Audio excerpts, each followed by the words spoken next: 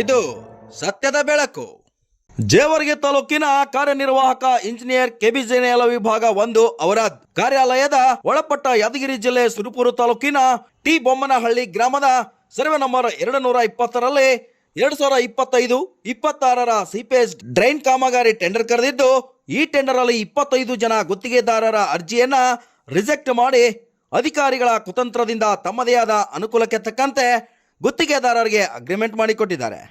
ಇದು ಅನ್ಯಾಯ. ಉಳಿದ ಗುತ್ತಿಗೆದಾರರನ್ನ ಯಾವ ಉದ್ದೇಶದಿಂದ ರಿಜೆಕ್ಟ್ ಮಾಡಿದ್ರಿ?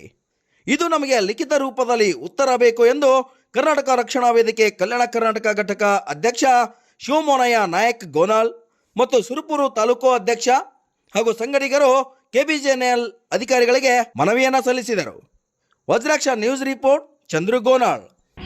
ಕಾರ್ಯನಿರ್ವಾಹಕ ಇಂಜಿನಿಯರಿಂಗ್ ಕಾಡ ಕೃಷ್ಣ ಕಾಡ ಅಧಿಕಾರಿ ಇವರಿಗೆ ಮನವಿ ಮಾಡಿಕೊಳ್ಳುವುದೇನೆಂದರೆ, ಸುರಪುರ ತಾಲೂಕಿನ ಟಿ ಬೊಮ್ಮನಹಳ್ಳಿ ಗ್ರಾಮದ ಸರ್ವೆ ನಂಬರ್ 220ರಲ್ಲಿ ಕಾಡ ಕಾಲುವೆ ಟೆಂಡರ್ ಕರೆದಿತ್ತು.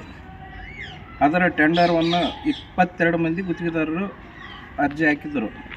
ಆ 22 ಮಂದಿನ ರಿಜೆಕ್ಟ್ ಮಾಡಿಸಿದ ಒಬ್ಬನೇ ಗುತ್ತಿಗೆದಾರಿಗೆ DSR ರೇಟ್ ಆದಂಥ ಗುತ್ತಿಗೆದಾರಿಗೆ ಕಾಮಗಾರಿಯನ್ನು ಅಗ್ರಿಮೆಂಟ್ ಮಾಡಿಕೊಟ್ಟಿದ್ದಾರೆ ಅಂತಗಿಸಿಂದ ನಮಗೆ ತಿಳಿದು ಬಂದದ. ಅದಕ್ಕೆ ಯಾವ ಆಧಾರ ಇಟ್ಕೊಂಡ್ಗಿಸಿಂದ ಈ ಟೆಂಡರ್ ಎಲ್ಲ ಗುತ್ತಿಗೆದಾರನ್ನು ರಿಜೆಕ್ಟ್ ಮಾಡ್ಯಾರ, ಅವ್ರಿಗೆ DSR ರೇಟ್ ಆದ ಗುತ್ತಿಗೆದಾರಿಗೆ ಯಾಕೆ ಮಾಡ್ಯಾರ ಅಂತಗಿಸಿಂದ ಈ ಮೂಲಕ ತಮ್ಮಲ್ಲಿ ಹೇಳ್ಕೊಳ್ಕೊತೀವಿ. ಅದು ನಮಗೇನಾರ ಅದರಲ್ಲಿ ಅವ್ಯವಹಾರ ನಡೆದಂತ ಗೊತ್ತಾಗ್ಯದ. ಇದು ಕೂಡಲೇ ಟೆಂಡರನ್ನು ರದ್ದು ಮಾಡಿ ಪುನಃ ಮತ್ತೆ ಟೆಂಡರ್ ಕರೆದಗಿಸಿಂದ ನಿಯಮಿತ ಸರ್ಕಾರದ ಆದೇಶದಂತೆ ಯಾರು ಕಾಂಪಿಟೇಷನ್ ಮಾಡಿರ್ತಾರೆ ಅಂಥ ಗುತ್ತಿಗೆದಾರರಿಗೆ ಮರು ಟೆಂಡರ್ ಮಾಡಿಕೊಡ್ಬೇಕಂತ ಈ ಮೂಲಕ ತಮ್ಮಲ್ಲಿ ಮನವಿ ಮಾಡಿಕೊಳ್ತೀವಿ. ಇದು ಏನಾರ ಒಂದು ವೇಳೆ ಟೆಂಡರ್ ರದ್ದು ಮಾಡದೆ ಹೋದರೆ ಮುಂದಿನ ದಿನಗಳಲ್ಲಿ ಉಗ್ರವಾದ ಪ್ರತಿಭಟನೆ ಮುಖ್ಯ ಕಾರ್ಯನಿರ್ವಾಹಕ ಇಂಜಿನಿಯರಿಂಗ್ ಅಧಿಕಾರಿಗಳ ಕಚೇರಿ ಮುಂದೆ ನಮ್ಮ ಸಂಘಟನೆ ಹೋರಾಟ ಮಾಡುತ್ತಂತ ಈ ಮುಖಾಂತರ ತಮಗೆ ಮನವಿ ಮಾಡಿಕೊಳ್ತೀವಿ. ಧನ್ಯವಾದಗಳು.